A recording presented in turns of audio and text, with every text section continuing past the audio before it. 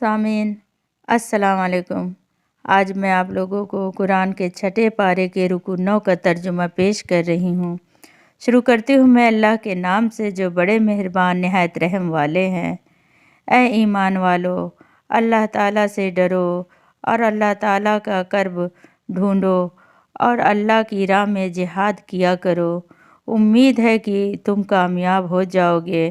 یقیناً جو لوگ کافر ہیں، اگر ان کے پاس تمام دنیا بھر کی چیزیں ہوں اور ان چیزوں کے ساتھ اتنی چیزیں اور بھی ہوں تاکہ وہ اس کو دے کر روز قیامت کے عذاب سے چھوٹ جائیں، تب بھی وہ چیزیں ہرگز ان سے قبول نہ کی جائے گی اور ان کو دردناک عذاب ہوگا۔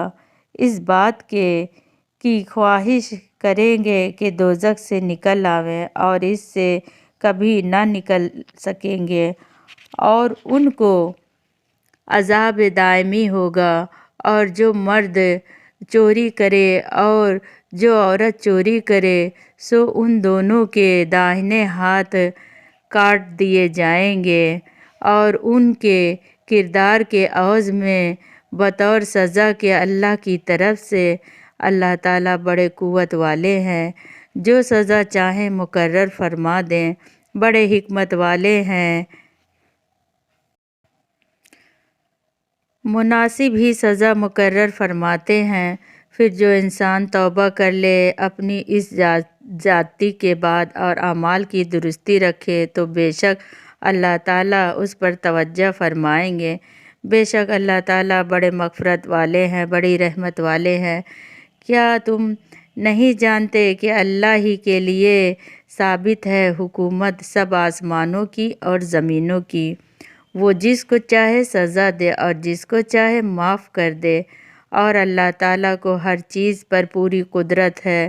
اے رسول، جو لوگ کفر میں دوڑ گرتے ہیں، آپ کو مغمون کرتے ہیں، خواہ وہ ان لوگوں میں سے ہوں جو اپنے منہ سے تو کہتے ہیں کہ ہم ایمان لائے اور ان کے دل یقین نہیں لاتے، اور خواہ وہ ان لوگوں میں سے ہوں جو کہ یہودی ہیں، یہ لوگ غلط باتوں کی سننے کے عادی ہیں۔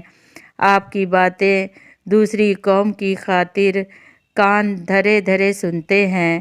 جن قوم کے میں یہ رہتے ہیں وہ آپ کے پاس نہیں آئے، کلام کے بعد ان کے اور اپنے موقع پر ہوتے ہیں، بدلتے رہتے ہیں۔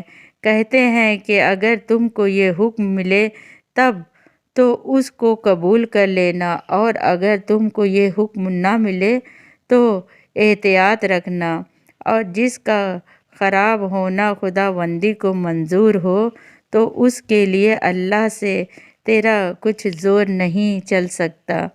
یہ لوگ ایسے ہیں کہ اللہ کو ان کے دلوں کا پاک کرنا منظور نہیں ہوا۔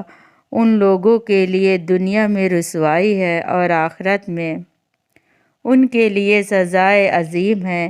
یہ لوگ غلط باتوں کے سامنے عادی ہو چکے ہیں، بڑے حرام کھانے والے ہیں۔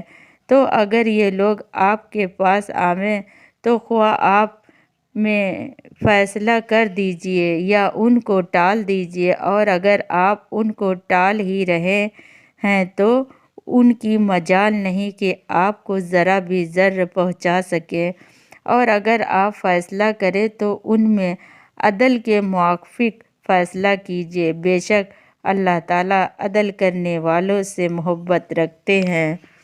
اور وہ آپ سے کیسے فیصلے کراتے ہیں، حالانکہ ان کے پاس تو توریت ہے جس میں اللہ کا حکم ہے، پھر اس کے بعد پھر جاتے ہیں، اور یہ لوگ ہرگز اعتقاد والے نہیں۔